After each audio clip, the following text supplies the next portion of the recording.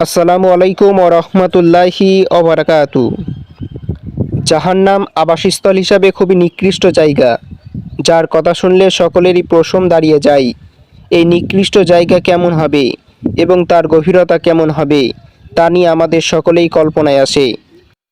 জাহান্নামের গভীরতা সম্পর্কে হাদিসে এসেছে, রাসূলুল্লাহ সাল্লাল্লাহু আলাইহি ওয়াসাল্লাম বলেছেন, বড় একটি পাথর জাহান্নামের কিনারা থেকে জাহান্নামে ফেলে দেওয়া হয়, অতঃপর তা ৭০ বছর পর্যন্ত নিচের দিকে পড়তে থাকে, তারপরেও জাহান্নামের তলদেশে গিয়ে পৌঁছাতে পারেনি। অন্য হাদিসে ইরশাদ হয়েছে, হযরত আব্দুল্লাহ ইবনে আমর ইবনে আস রাদিয়াল্লাহু তাআলা আনহু থেকে বর্ণিত, তিনি বলেন, রাসূলুল্লাহ সাল্লাল্লাহু আলাইহি ওয়াসাল্লাম বলেছেন, মাথার খুলির মতো কোনো একটি জিনিসের দিকে ইঙ্গিত করে তিনি বললেন, যদি এটার মতো একটা সীসা আসমান থেকে পৃথিবীর দিকে ছেড়ে দেওয়া হয়, তাহলে তা রাত হওয়ার পূর্বেই পৃথিবীতে পৌঁছে যাবে, অথচ আসমান এবং জমিনের মাঝের দূরত্ব হলো ৫০০ বছরের রাস্তা।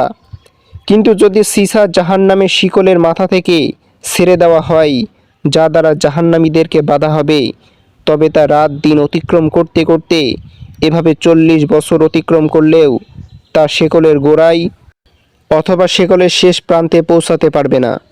আল্লাহ তাআলা কোরআনে পাকে ঘোষণা করেছেন, নিশ্চয় মুনাফিকরা জাহান্নামের সর্বনিম্ন স্তরে অবস্থান করবে এবং তাদের জন্য তুমি কখনো কোনো সাহায্যকারী পাবে না। আর জাহান্নামের সর্বনিম্ন স্তরকে বলা হয় হাবিয়া। জাহান্নামের গভীরতা তথা নিম্ন স্তর সম্পর্কে রাসূলুল্লাহ সাল্লাল্লাহু আলাইহি ওয়াসাল্লাম হাদিসে পাকে বিশদ বর্ণনা করেছেন।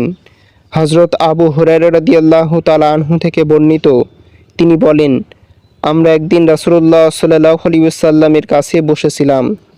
হঠাৎ করে আমরা একটা বিকট শব্দ শুনতে পেলাম। তখন রাসূলুল্লাহ সাল্লাল্লাহু আলাইহি ওয়াসাল্লাম বললেন, তোমরা জানো এটা কিসের শব্দ? আমরা বললাম, আল্লাহ এবং তার রাসূলই ভালো জানেন। তিনি বললেন, ইহা একটি পাথরের শব্দ, যা ৭০ বছর আগে জাহান্নামে নিক্ষেপ করা হয়েছিল, আর তা আজ জাহান্নামের তলদেশে গিয়ে পৌঁছাইল। আল্লাহ তাআলা মুনাফিকদের জাহান্নামে সেই গভীর তলদেশে শাস্তি প্রদান করবেন, যেখানে ভয়াবহতা হবে মহা কঠিন। কোরআনে পাকে মুনাফিকদের অবস্থান এবং শাস্তি সম্পর্কে আল্লাহ তাআলা ঘোষণা করেছেন।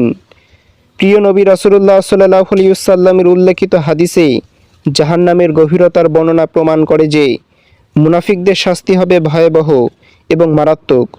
হযরত হুযায়ফা ইবনে ইয়ামা রাদিয়াল্লাহু তাআলা আনহু থেকে বর্ণিত, নেফাক এবং মুনাফিক রাসূলুল্লাহ সাল্লাল্লাহু আলাইহি ওয়াসাল্লামের যুগে ছিল, আজকের দিনেও আছে, আর সেটা হলো ঈমানের পরে কুফরি করা, অর্থাৎ ঈমান প্রকাশ করে আল্লাহর দ্বীনের বিরোধী কাজ করা। আর এই কারণে আল্লাহ তাআলা ঘোষণা দিয়েছেন, যারাই নেফাক তথা আল্লাহর দ্বীনের বিরোধিতা করবে, জাহান্নামে তলদেশে তাদের জন্য রয়েছে মারাত্মক কঠিন শাস্তি, আর সেখানে তাদের জন্য কোনো সাহায্যকারী থাকবে না। আল্লাহ তাআলা মুসলিম উম্মার সবাইকে নেফাকি তথা কপটতা থেকে মুক্তি থাকার তৌফিক দান করুন। ইসলামের বিধিবিধান যথাযথ পালন সহ সত্য কথা বলা, আমানতদারিতা রক্ষা করা, ওয়াদা রক্ষা করার তৌফিক দান করুন। আমিন।